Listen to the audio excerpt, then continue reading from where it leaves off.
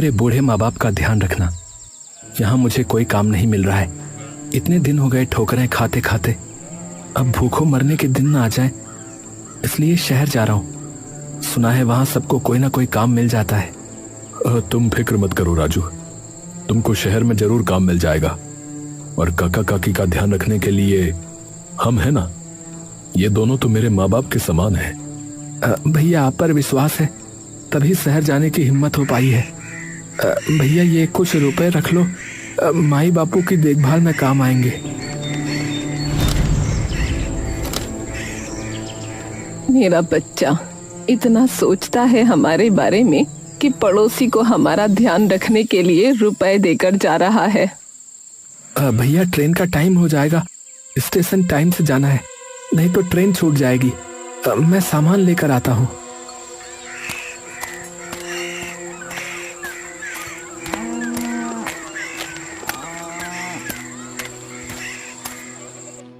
राजू ने काका काकी की देखभाल के लिए ये रुपए दिए हैं।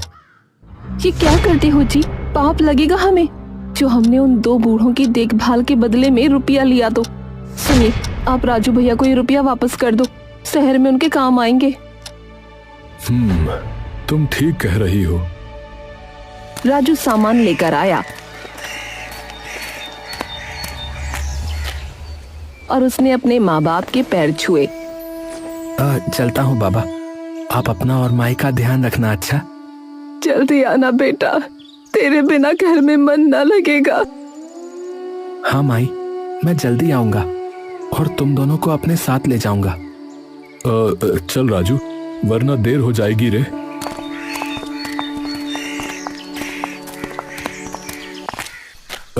ये ले भाई तेरे रुपए। भगवान की इतनी कृपा है कि मुझे इनकी जरूरत नहीं पड़ेगी। काका काकी मेरी जिम्मेदारी है, इसके बदले अपने छोटे भाई से रुपए लूंगा तो देख पाप चढ़ेगा। अरे भैया तुम ऐसा मत सोचो। अरे नहीं नहीं, तू रख इन्हें, शहर में काम आएंगे तेरे रे।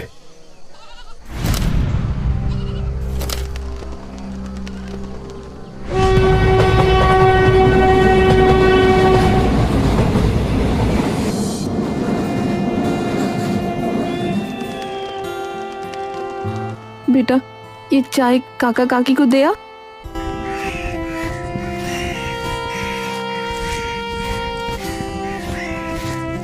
काकी, ओ काकी, चाय लाया हूँ। आजा बेटा, भीतर आजा।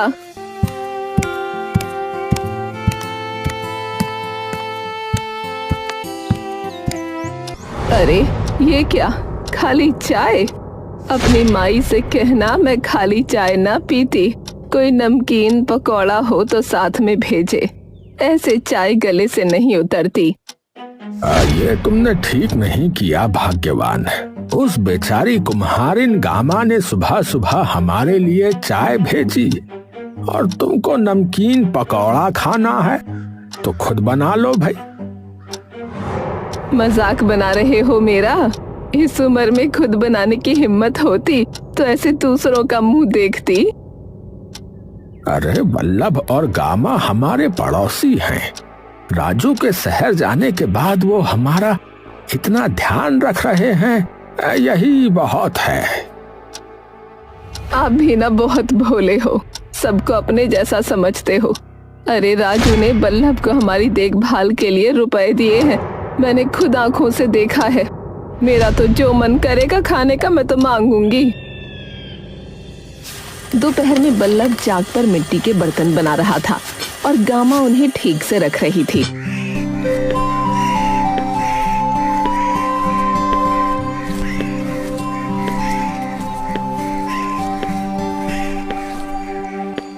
अरे ओ गामा, सूरज सिर पर आ गया, खाने को मिलेगा। अरे तुम छोड़ो ये काम, पहले काकी को खाना दे दो।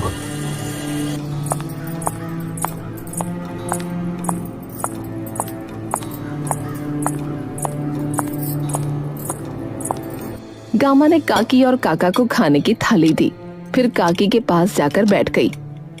काकी खाकर बताओ सब्जी कैसी बनी है, मुझे तुम्हारे स्वाद का पता नहीं है इसलिए अपने हिसाब से बना लाई। सब्जी तो बहुत स्वाद है, रोटी थोड़ी जल गई है, पर ठीक है। सुन, कल से अचार और पुदीने की चटनी भी रख दिया कर, तेरे काका को खूब पसंद है।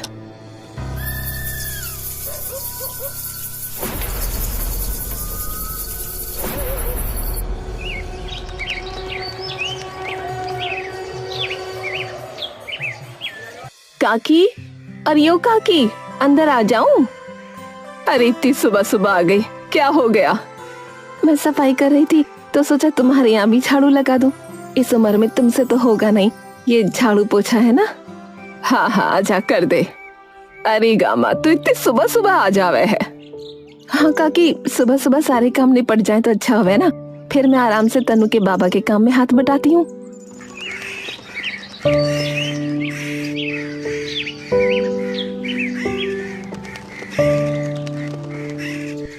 तनु, अरे ओ तनु, जा कुएं से पानी लिया बेटा। माई वो देखो, मटका अभी तो भर कर लाया हूँ। बेटा एक और भर लाना, उसे काकी के झोपड़े में रखा ना, उनके यहाँ भी पीने का पानी खत्म हो रहा है। अब तो तू रोज सुबह स्कूल जाने से पहले 2 मटके भरा कर, समझा? दोपहर में बल्लभ चाक पर मटके बना रहा था और गामा उन पर फूल बना रही थी। माई, ये तो बहुत सुंदर फूल बनाया तुमने, मुझे भी सिखाओ ना। अरे तू ये सीख कर क्या करेगा? जाकर पढ़ाई कर। पढ़ लिख लेगा तो हमारी तरह जिंदगी भर मिट्टी में नहीं रहना पड़ेगा रे। चल उठ और पढ़ाई कर।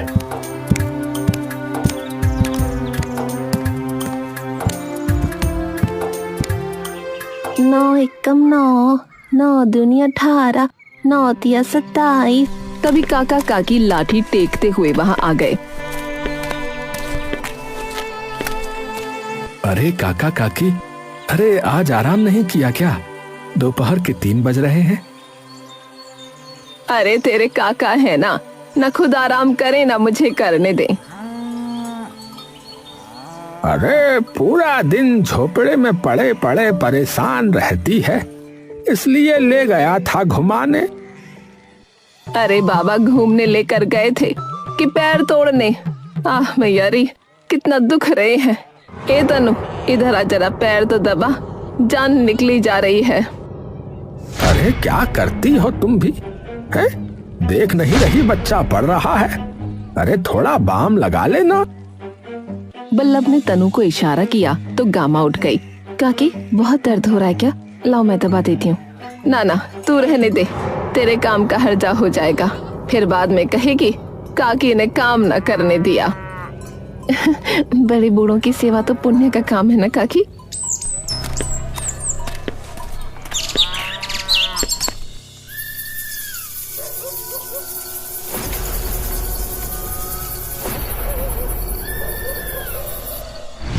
अरे भाग्यवान, तुम्हें क्या हो गया है? बल्लभ और गामा हमारे पड़ोसी हैं। अरे वो दोनों हमारा इतना ध्यान रखते हैं, हमें तो उनका एहसान मानना चाहिए कि वो हम दोनों बूढ़ों की इतनी सेवा कर रहे हैं। हाँ? और तुम हो कि उनके साथ नौकरों जैसा बर्ताव करती हो। अजी आप ना बहुत भोले हो, पड़ोसी पड़ोसी होते हैं, आप तो एकदम सीधे हो। अगर मैं भी आपके जैसी हो गई ना, तो ये दोनों राजू के दिए हुए पैसे हड़प जाएंगे और हमारी सेवा करना तो दूर, 2 टाइम का खाना भी ना देंगे। अरे तुम्हारे दिमाग में तो न जाने क्या भूसा भरा पड़ा है। राजू ने कब रुपए दिए बताओ? आपको ना पता, मैंने खुद अपनी आंखों से देखा है। जब बेटे से हमारी देखभाल के रुपए लिए हैं, तो अब करे सेवा, मैं तो रौब चलाऊंगी। अरे मैं तो थक गया तुम्हें समझा समझा के, पर तुम हो भाई कि मानती ही नहीं। तो मत समझाओ, अब सो जाओ और मुझे भी सोने दो।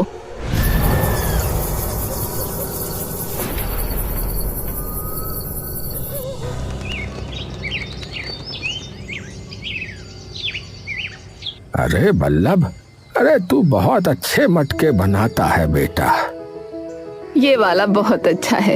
एरी गामा, घड़ा कितने का है? इस पर बड़े अच्छे फूल बने हैं। 5 रुपए का है काकी।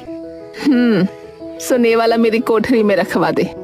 ठीक है काकी, अभी थोड़ी देर में तनु स्कूल से आएगा ना, तो इसे भर कर रख देगा। ले बल्लभ, ये ले ले। अरे नहीं नहीं काका, आप तो मेरे बाबा समान हैं। मेरे माई बाबा तो बचपन में ही चल बसे। मुझे उनका प्यार आप और काकी से मिला है। अगर मेरी माई ने घड़ा लिया होता तो क्या मैं उनसे रुपए लेता? आपसे ये रुपए लूंगा तो भगवान मुझे कभी माफ नहीं करेंगे। काकी ने काका को घूर कर देखा। तभी साहूकार और दो आदमी जिन्होंने लाठी ले रखी थी आकर चारपाई पर बैठ गए।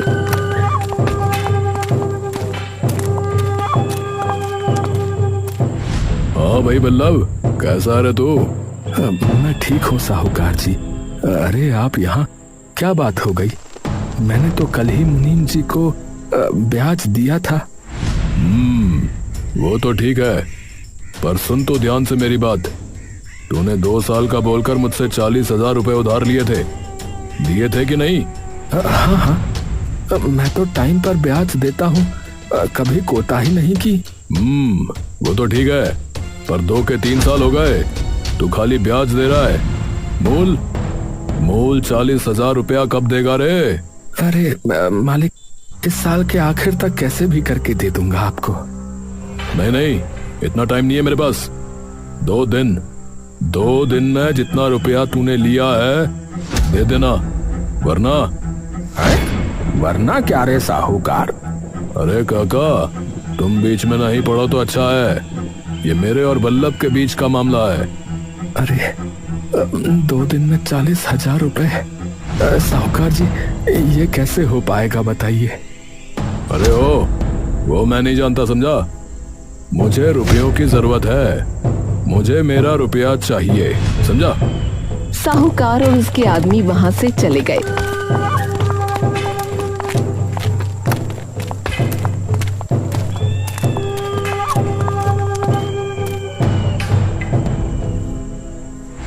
और बल्लभ सिर पर हाथ रखकर बैठ गया।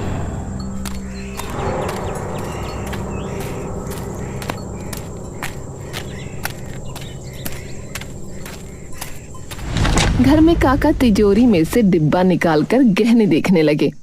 अजी, ये क्या कर रहे हो? देख रहा हूँ कि ये गहने कितने के होंगे। खबरदार, जो इन्हें बेचकर उस बल्लभ को रुपए देने के बारे में सोचा तो। ये गहने मेरे हैं और इन्हें बस मैं अपने राजू की दुल्हन को दूंगी। भाग्यवान वो साहूकार बहुत टेढ़ा आदमी है, बिल्कुल अपने बाप की तरह। उसका दिमाग शैतान का है। जरूर कोई खिचड़ी पका रखी होगी उसने बल्लभ को परेशान करने के लिए। वो मैं नहीं जानती। मैंने 1-1 रुपया जमा करके ये गहने बनवाए हैं, मैं ना दूंगी। अरे तो वो रुपए तो मैंने ही दिए थे तुमको। थोड़ा अपने बाबा के घर से दहेज में लाई थी बस। देखो जी, मेरे बाबा पर बिल्कुल न जाना। तुमको मेरे जैसी होनहार बीवी मिल गई, वही बहुत है। दहेज लेना था तो उसी टाइम बोलते। अरे नहीं चाहिए दहेज, तुम बस ये गहने ही दे दो। ना, बिल्कुल नहीं। इनके बारे में सोचना भी नहीं। ये मेरी बहू के हैं, समझे?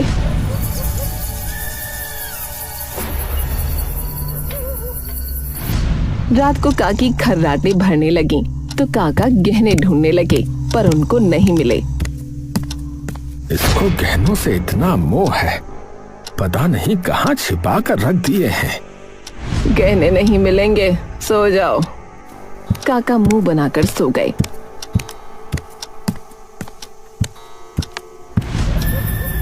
अगले दिन साहूकार अपने 2 आदमियों और सेठ को लेकर आ गया।